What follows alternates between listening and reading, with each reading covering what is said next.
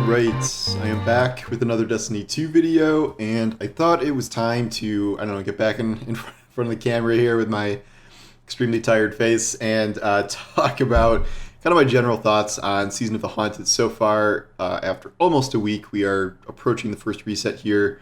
I had like a day one take, but now I've had a chance to do pretty much everything you can do in week one, minus the dungeon. But the dungeon is not technically a part of the season. That is sold separately, which I will get into later.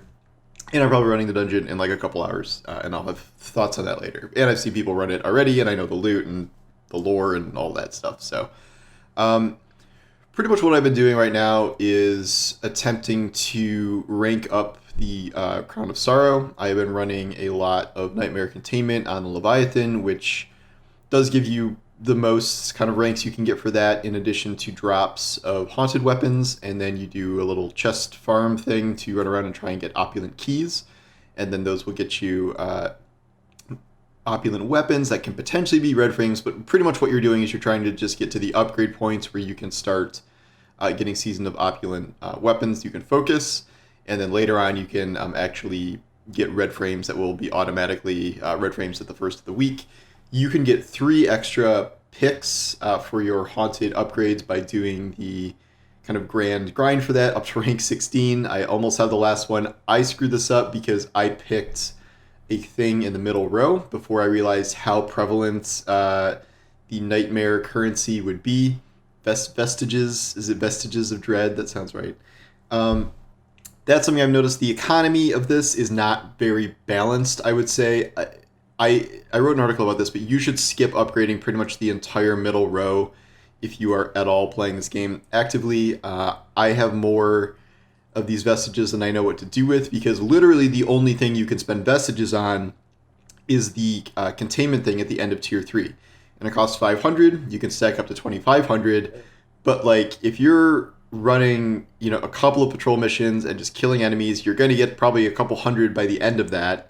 Anyway, and then even if you're not getting a full 500 to run, any activity in Destiny right now, in addition to the kills you get within it, like a strike or a crucible match or a gambit match, is 240 vestiges at base. That can be upgraded later, but like, it's essentially 2 activities for a full run. So if you were doing anything else in the game, you're already going to be racking these up like nobody's business. So I think all of those upgrades in the middle row are pretty pointless. I just don't think really the economy was maybe calculated well enough, which is good news. I'd rather probably have, an abundance of seasonal currency than not enough of it, and it feels like too much of a grind.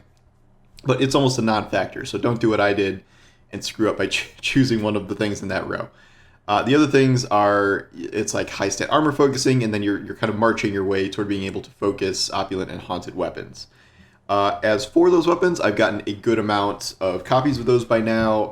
I think I have all of them. I got an old-fashioned Outlaw Rampage Austringer, one of my favorites of all time. Really glad to have that back.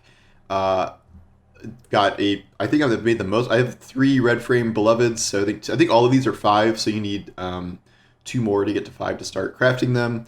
Beloved, I've been using that a good amount in Nightmare Containment itself, because no one ever shoots the frickin' little triangle things that are floating, so you can shoot those with a sniper and just get those done yourself from pretty much standing anywhere. The standout perk, I think, definitely of all of these new weapons, at least the solar ones, is Incandescent. This is the perk that on kill you apply Scorch to enemies around the dead enemy in an AoE. This can roll on a lot of stuff. Beloved, and then I instantly forget all the names. Fixed Odds from the dungeon can roll it. The new shotgun, the Haunted Shotgun, can roll it. And Callous Mini Tool, which might be the best iteration of it, because you're getting so many kills with a submachine gun, usually at close range, usually in clusters of enemies, and you're just spreading Scorch around and around and around. And then you can have Aspects and Fragments and stuff where one gives you more Scorch stacks, so those will be amplified, and then also you're getting class regeneration on scorching enemies. So it's all very synergistic. My goal right now is I really want a Callous Mini Tool with that, for sure. Probably Grave Robber Incandescent, because there's all these projectile solar melees now that we're using all the time, so that seems like that would be good on any class, really. So that's kind of what I'm aiming for. I don't know if I'm going to, max farm every single weapon to be crafted and stuff. If they've decreased leveling time for crafted weapons, maybe I'll do that. I can't say for sure if they've done that or not. They definitely have. One thing they've definitely done is clearing red frame weapons now is a breeze. It's so fast. It's like 40 kills for primary, like 25 kills for special, and then heavies are kill like 3 clusters of enemies and you're done essentially. So they really reduced the grind time on that, and those give 50% more currency than they used to, which they implemented at the end of last season. So that aspect of crafting for enhanced perks is easy. Also, Nightmare Containment gives you Ascendant Alloy, and it's not even like Legend Nightmare Containment. It's just normal Nightmare Containment can give you Ascendant Alloy. It's not that often, but I've gotten, I don't know, probably 4 or 5 Ascendant Alloy from that already in week 1 here, so that is definitely a pretty easy farm for it, in addition to the Witch Queen farming sources we already have. In terms of Solar 3.0 stuff, Warlock has certainly been the most interesting class because like it seems very, very bad on paper, and yet there are a scarce handful of builds that just kind of go nuts or are really fun. The first thing everyone discovered is just spamming Sunbracers with the new lava grenades is very fun. Lots of AoE damage. Those don't really stack though, so that's kind of the issue I have with that. And I've never been the biggest fan of Sunbracer spam, but I know people are having fun with that. I then built into a double ignite or snap Claws of Ahamkara build, where you're just constantly using the melee, which is very fun. And then I got the new Warlock legs, which give you Radiance on any fusion kill, which Mythic Last counts as a fusion kill, and Mythic Last is solar, so you can have that with the mod start spawning solar wells everywhere, and you can spec into triple fusion, so you are literally in a permanent radiant buff of all times. The craziest build is one I just wrote about today, which is Starfire Protocol. Is that the name of it? Yeah. And so that's always given double fusion nades. I think they upgraded it a couple seasons ago, where damage in Empowering Rifts gives you grenade energy back. It was like a way to motivate people to use Empowering Rifts more, because everyone's always using Healing Rift. So that has worked for a while, but the trick is, there's 2 tricks here, where if you use a damage over time weapon, I got this wrong at first. I thought it was something with proccing on kill stuff, but it's just damage. Any damage over time weapon will hyper trigger the grenade regen. So that is Osseostriga and Witherhoard mainly. Maybe Thorn, but definitely those 2. Maybe Lamonarch, I don't know. But the Osseostriga is only fastest, I think, and maybe Witherhoard. And that will get you grenade charges back instantly.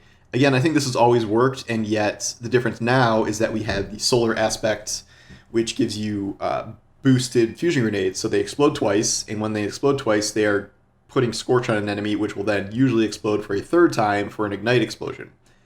It's crazy. Lots of damage. You'll see a lot of people using this. People are trying to solo the dungeon right now with this. It's very good.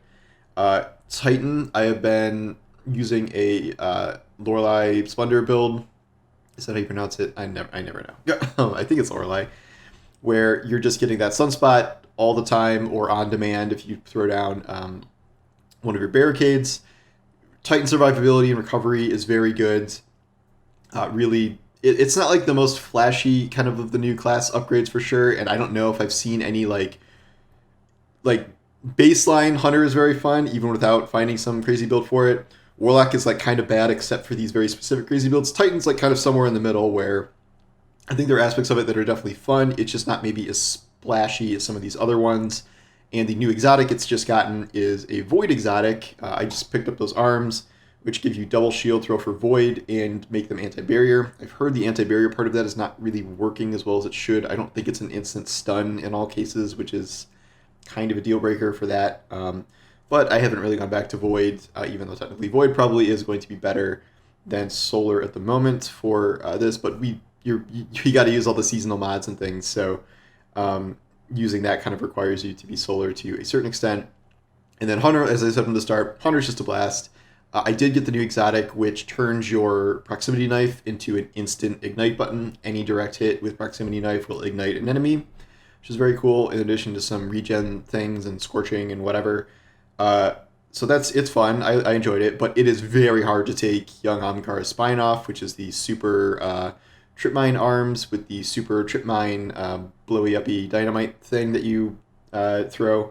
I don't know. I still haven't figured out if boost that one specifically, but I do know because you're spamming trip mines all the time and getting kills from that, it's up all the time. So you're just using that all the time, all the time. So I really have enjoyed a build I already liked before this, that's a tongue twister, young Ahamkara's Spine. So I've it's just kind of boosted that in ways that go above and beyond. And I think of all the classes, they really got the fantasy of the Hunter Gunslinger right here, where I don't quite think they got the other two fantasies, like Titan's big explosions and whatever, and Warlock's healing and fire. Those two aren't quite there yet. I'm still having fun with all of them. I don't think Solar 3.0 was some giant disaster the way people were saying at the beginning, and like Warlock's got so shafted. Like, I think making two aspects relating to air mobility was a bad move, but besides that, there's just too many kind of fun and often really good builds to discover in the last week here that are already proving that it can be extremely good. In terms of the actual content, that's like kind of the thing we have the least to go on. I'm burning out a little bit on Nightmare Containment just because I run it so much, but it definitely gives me kind of Altars of Sorrow vibes. I'm really glad that you don't fail when the timer runs out. Like, because I've had the timer run out a lot. Pretty much, I think all that does is it doesn't spawn you heavy ammo if you fail Containment, but it just keeps going to the next tier. It would be annoying if it failed because it can fail for any number of reasons. A lot of people would just be farming kills and not really concentrating on, dunking the orbs or whatever. You might not have enough people, so you fail for a lot of reasons. So I think it was a good idea to have that kind of just keep rolling. I have been, quote, exploring Leviathan, but the patrol space of Leviathan is essentially 3 rooms. It's Castellum, pools, and pleasure gardens, where there is a lot of stuff going on in pools and pleasure gardens. Like they're always spawning nightmares. There's these little like boss mini games that will show up at like sometimes, and kind of special enemies to kill for triumphs, and then chests that can drop opulent keys and things like that. It's just, and like I have farmed that a little bit. It's very, very confined space. Usually a lot of people there farming stuff, so it's can be hard to find all the enemies you're looking for. But this is certainly a smaller patrol zone than we have in the past. Then again, it's a season and we never get patrol zones at all, and I still really enjoy kind of the fact of Leviathan coming back. In other missions like Sever, we know that the Gauntlet area is back. The dungeon opens in the Tribute Hall, which is kind of a cruel joke since we all want that back. And pretty much all of the old Leviathan stuff has been brought back. I think they're going to bring the raid back at some point in like a darkness-infused version of it or something. All the areas are in the game. I know there was other stuff they'd have to redo for it, but I don't know why you would have brought everything back and then just leave that raid out. I guess we'll see. Sever, I really only have the one mission to go on. So far, it was a good mission. I enjoyed it. And then I am hoping after this season, we're sort of done with the whole Crow is tormented by Uldren thing. I mean, he is literally being tormented by Uldren now. It's not even just like dealing with his past. It's like there is a ghost of Uldren tormenting him. And as much as I really do like the Crow arc, I just think this should kind of be the turning point where he and everyone else can kind of leave Uldren behind after this. And it doesn't it's not as much a focus of his character moving forward here. I'm not saying he should be done in the story. I just think maybe this is the time to kind of shed that. The story stuff we're going to have to figure out kind of more as time goes on. I haven't gone through and read all like the weapon lore and armor lore and stuff. I'm very curious. I want to learn more about Zavala Zavala and his wife. That's a very interesting thing that we do not really have a ton of information about, and he seems very, very upset about that. And then Keitel and Gaul is I'm very curious about. The dungeon, there's a lot of lore about Callus and his relationships with Gaul and Keitel and his daughter and all this stuff. And like, I wonder if Keitel and Gaul were like a thing that kind of occurred to me during some of that lore. Like I don't know. It's who knows. Like obviously I'm rooting for Keitel and Zavala to get together still, but I am curious what her kind of torment mission is going to be like, because we already kind of know the Uldren Crow dynamic at this point, but the other two we don't know. So I'm very much looking forward to that. Got to do a bunch of reading of the lore that does exist in the game already because I've mostly skipped that. But I am impressed with the season. I think they put out, I think we as an audience keep raising the bar in terms of kind of what we expect from seasons. And like we go from like, oh, here's this new activity to like, oh, here's a new patrol zone, but the patrol zone's not really big enough and there's not enough to do. Like we got to cut them some slack at some point, and I think they put a lot into the season and with more still to be revealed. The dungeon is interesting because the whole concept of this dungeon sold separately idea, it works in theory. And like with Grasp of Avarice, that was a dungeon that was just wholly separate from anything. It was like it was its own little self-contained story of the dude and his crew finding the treasure and killing each other and whatever happened there. I kind of followed it, but not fully. But it wasn't related to anything going on at the time. This dungeon is fully related to this season. It is like getting inside Callus's mind. It is using the reprised Leviathan. All of the lore and stuff it deals with is directly tied to this season and the return of Leviathan. So it's just a little odd that this is like part of the season, but not part of the season. Like you have to pay extra for it. Whether I think it's a $20 dungeon pack, or you have to pay for them $10 each, and then the other dungeon will be 2 seasons from now. So that's it's interesting, and like I've always maintained that I think Destiny's value per season is more than $10. So maybe this is kind of how that's manifesting. It just I don't know if Destiny needs another reason to like split the player base, and you might bring your friend back to play Season of the Haunted for $10, but then they're like, okay, let's go run the dungeon. Can't run the dungeon. That's another $10. Like, I get it, but I don't think it's the best system. And like, I personally would rather have it be like seasons cost $12 or $15 or whatever, every quarter, and then we just get all this stuff, and there's not all these separate divided packages. So I think $100 is a perfectly fine deal for a year's worth of Destiny content, which is what the Witch Queen Deluxe Edition was. Minus Eververse, I guess that's a whole other thing. But just the way it's being split up now is kind of weird, especially if the dungeon is like a pretty crucial part of the seasonal narrative and the return of this patrol space and all this other stuff. It's very interlinked, unlike Grasp of Avarice. So anyway, we'll have a lot more to talk about this coming week. New Sever missions. I think the Nightmare Containment stuff will rotate. I will beat the dungeon, I believe, by then, unless something goes wrong today, and then have stuff to talk about there. But so far, I'm impressed. I think Solar is panning out better than it initially looked, even though it does probably still need some work.